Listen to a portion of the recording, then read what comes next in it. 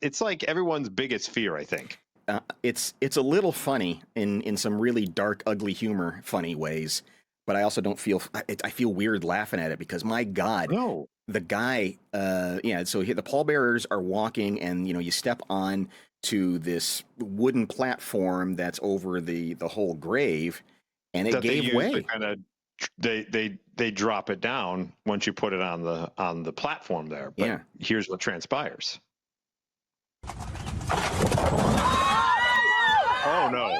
A horrifying development at the worst possible time. Grieving family members stunned when pallbearers fall into the grave while carrying a casket.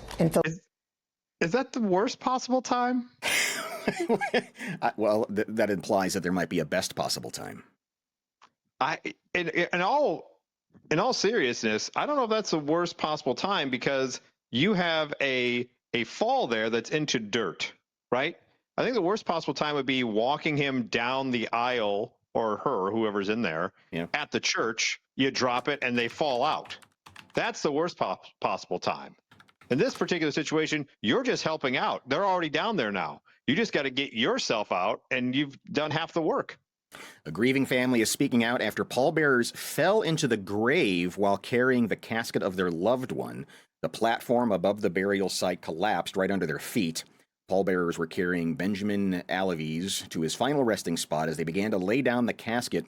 Video shows the platform above the burial site collapse, sending the men plunging into the hole with the casket. It's very Christmas Carol, isn't it? It's very Ghosts of Christmas Future. Whose grave is it? All your graves. They get out of there. They get out of there. Is it Christmas? Can I still save myself? And I guess the person who was the most injured was this guy's son, who ended up underneath the casket. No, okay, that's terrifying. That's what I mean.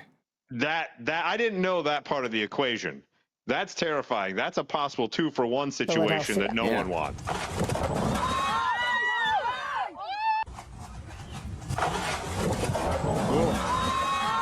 There's got to be like 9 guys in there. Yeah, there's if you reverse it just a little bit, right before they cut to the back of this woman's head, that guy just disappears. Like the second guy in from the left, he just disappears when it goes down. So if you watch, and he's gone. Right, just gone. The other ones are okay. I mean, relatively speaking, okay. You can still see their heads, but that guy just gets sucked right in. Yeah.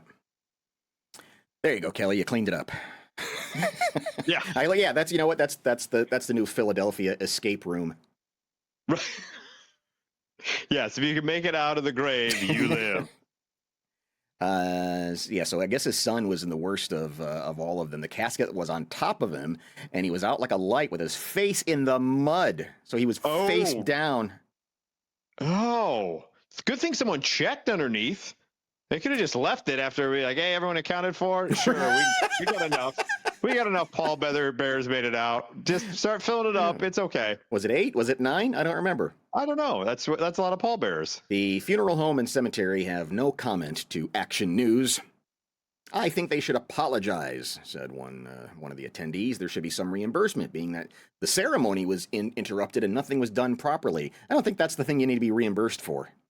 No. Well, I mean, what happened interrupted the ceremony, yes, but, maybe the psychological trauma that the son will almost share the same grave with his father. That could have happened. That could have happened.